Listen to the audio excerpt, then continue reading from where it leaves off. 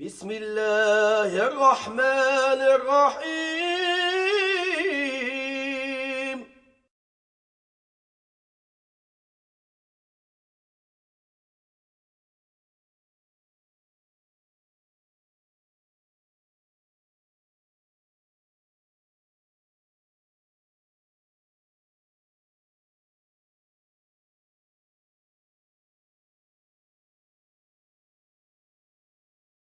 Now, one of the things that there is out there right now is there's two books on the New York Times bestseller list right now. Dawkins, The God Delusion, and the other one is Sam Harris, A Letter to a Christian Nation. Now, as for Mr. Dawkins, basically what he does is he takes the best of science and says, look how great we are, rah, rah, rah.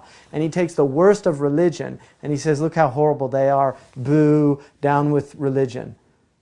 You know, not really fair. It's like putting a 90-pound weakling in with Muhammad Ali in the boxing ring and watching him pound him to a pulp.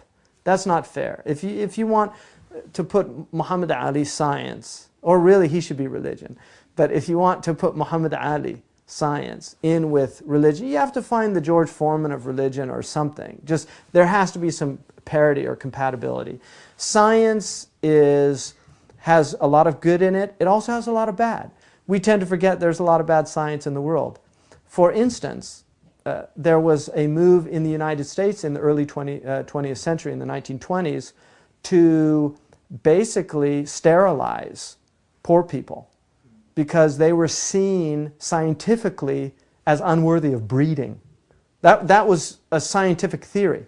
That scientific theory manifests in the Nazi movement because the Nazis believed in the science of eugenics, that they were actually a superior race. And they believed that the Jews were an inferior race. That's science. That's not religion. So Dawkins doesn't talk about that science. Science is only what's good and what's wonderful and what's... For instance, science creates things like agricultural systems that work.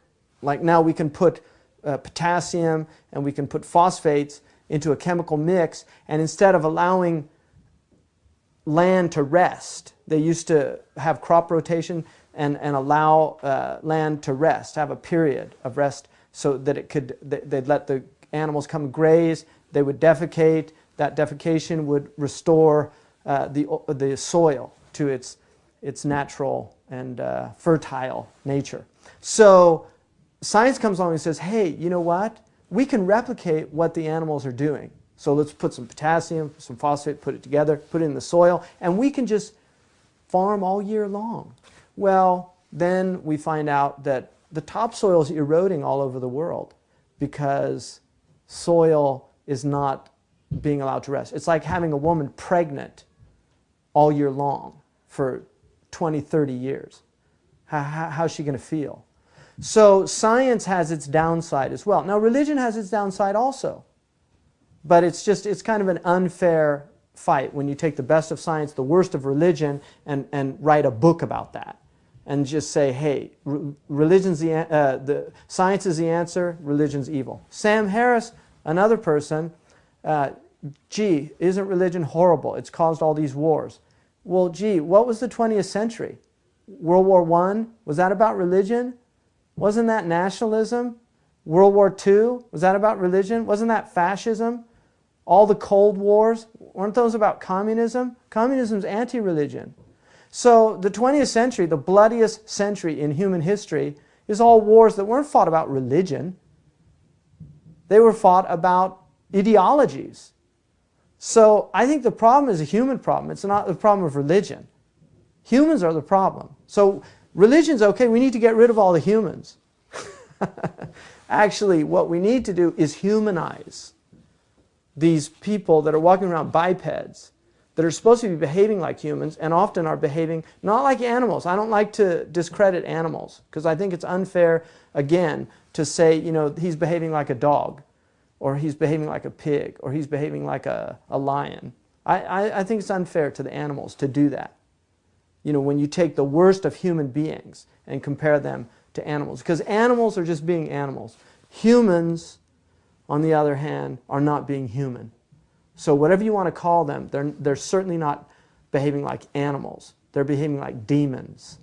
So I think that's a better, if you want a good metaphor there, it's better to call them demons. That's demonic behavior. It's not animal behavior. Animals are creatures that live within their own limitations, and I've never seen a dog that didn't behave like a dog. I've never seen a cat that didn't behave like a cat. Never seen a pig that didn't behave like a pig. I've never seen a donkey that didn't behave like a donkey. I've never seen a rabbit that didn't behave like a rabbit or any other animal. But I've seen a lot of humans that don't seem to be behaving like humans. So it's unfair to call them animals because animals are just being true to their nature. The question is, are we being true to our nature? That's the question. And religion says no. And you know why? Because God expects a lot more from you than you expect from yourself. So if you want to ask me, I would say it's not our religions that have failed us, Sam Harris, Mr. Dawkins. It's we that have failed our religions. Thank you.